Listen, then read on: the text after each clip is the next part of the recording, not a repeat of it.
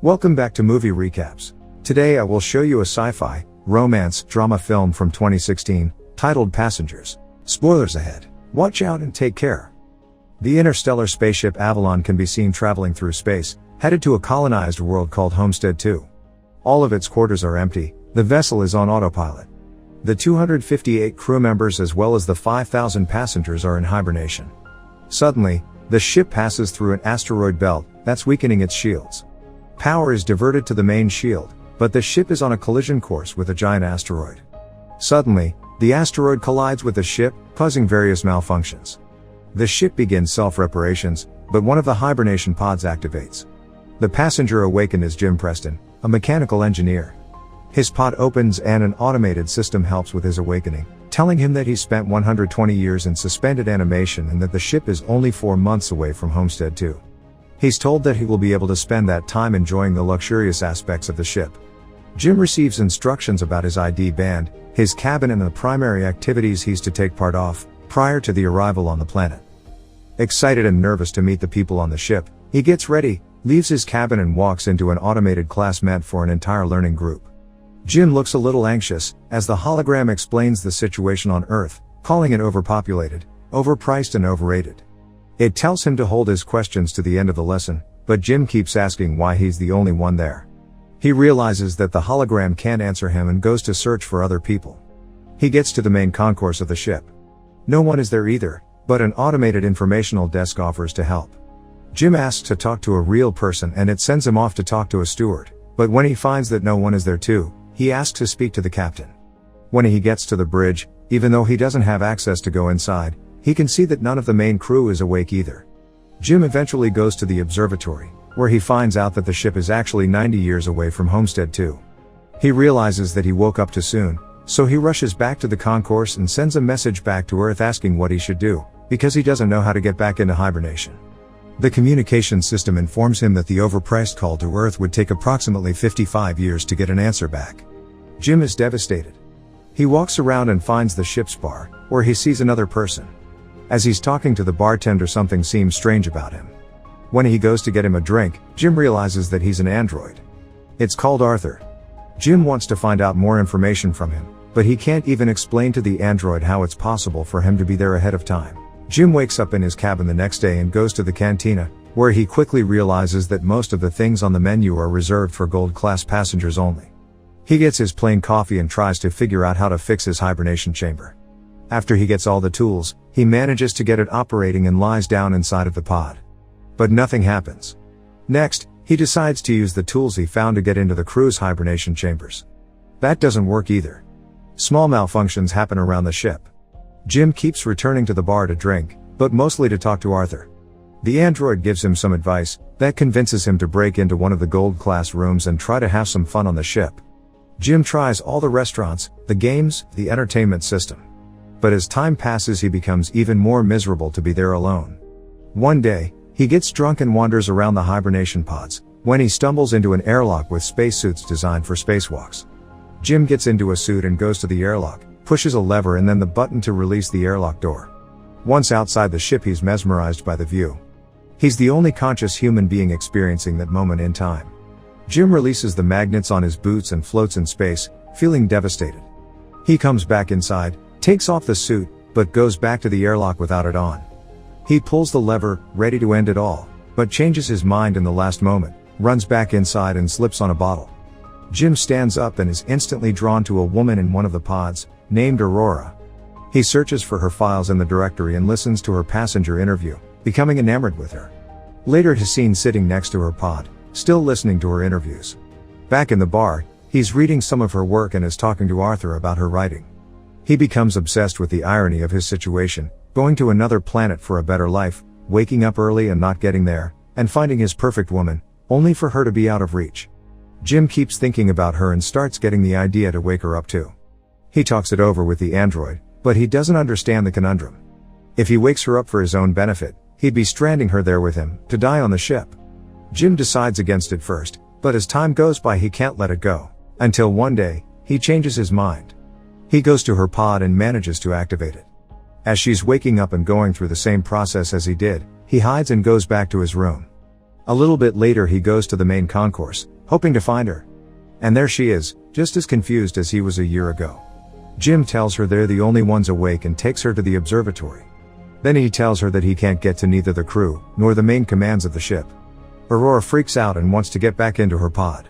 When they get to it, Jim explains that there is no special equipment on the ship that can help them get back into hibernation, effectively telling her that they're stranded.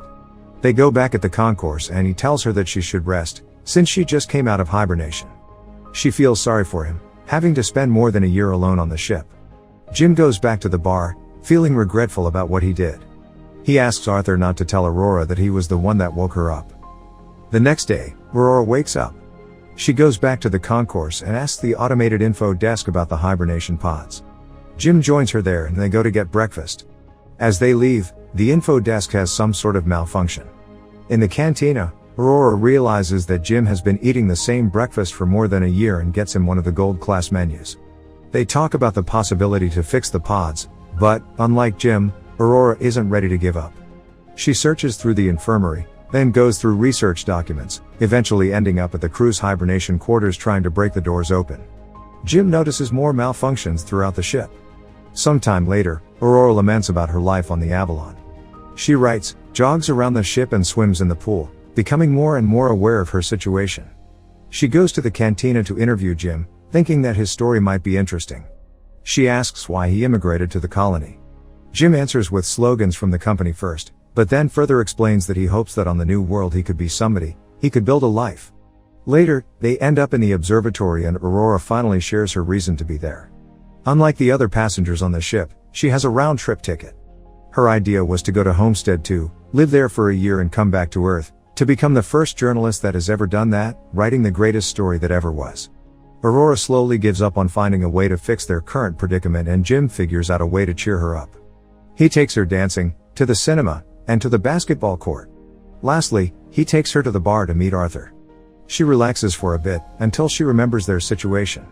Jim is left alone with the android, feeling awful about what he's done to her. The next moment he's seen tinkering with something and in the other Aurora walks into the observatory to find a miniature of the Chrysler building he made for her.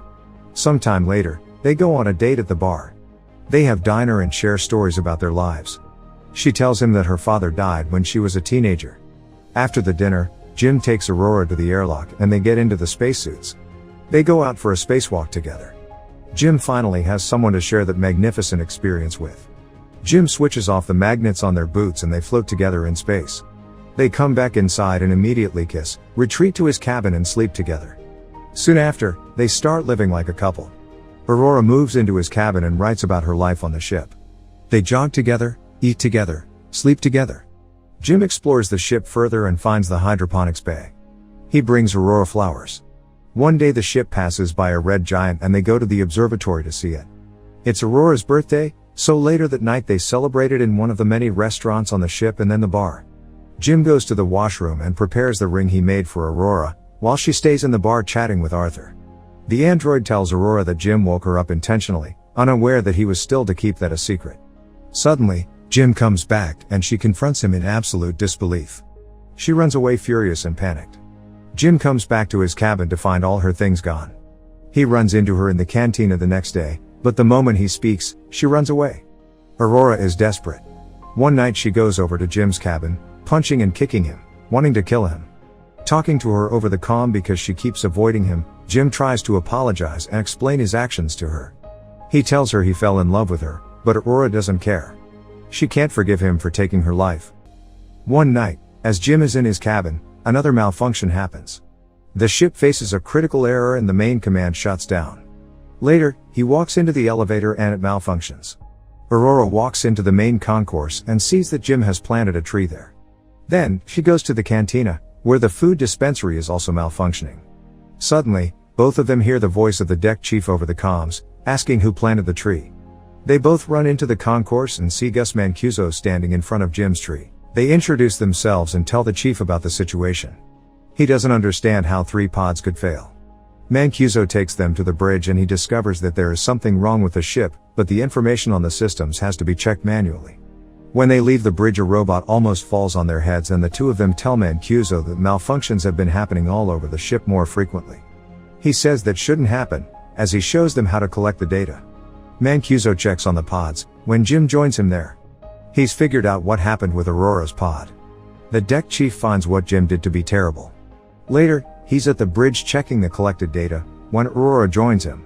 They talk about what happened with her pod, but he tells her that he can't do anything about it. Jim walks in with the 16th broken robot.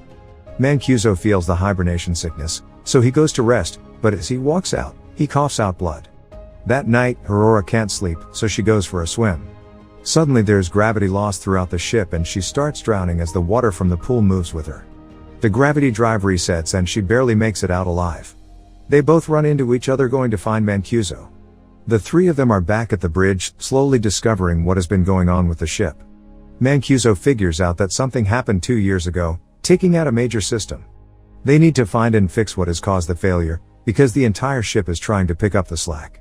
If they don't fix it, the entire vessel will be stranded. They go to find the problem, but Mancuso faints, so Jim and Aurora take him to the infirmary. He's dying and there are no treatments that can stop it or prolong the time he has left. Sometime later, the three of them meet in the observatory and Mancuso gives Jim his ID bracelet, tells them to fix the ship and immediately perishes. Suddenly, the lights change to an alarming red and the ship starts shaking. Jim tells Aurora that he needs her help, and they run toward engineering, but there's another failure in the gravity drive. And immediately another one that afflicts Arthur as well. Jim deactivates him. They finally arrive in engineering and start looking for the problem. They find it in the power plant and as they open the hatch, Aurora gets sucked in. The asteroid has caused a breach in the hull in that area. Jim gets sucked in too, but he holds on to the hatch, as it keeps closing on him. Eventually he gets sucked in too, but they quickly manage to seal the breach. Instantly after fixing that problem, Jim realizes that there is more than one breach in the hull. The two of them follow the trajectory of the meteor and find that it has hit the reactor control computer. Jim thinks he can find replacement parts for it. They find the part and change it, but the process of venting the reactor still fails. They do it manually, but it fails again. Jim figures out that he needs to open the vent door from outside of the ship, so they can cool the reactor down. Both of them go to the airlock and as he's getting ready to go out, he gives Aurora Mancuso's bracelet, because he might not come back. She helps him with the suit and as he walks into the airlock she tells him to come back because she can't live on the ship without him. Aurora goes back to the reactor, where the temperature has hit critical heights.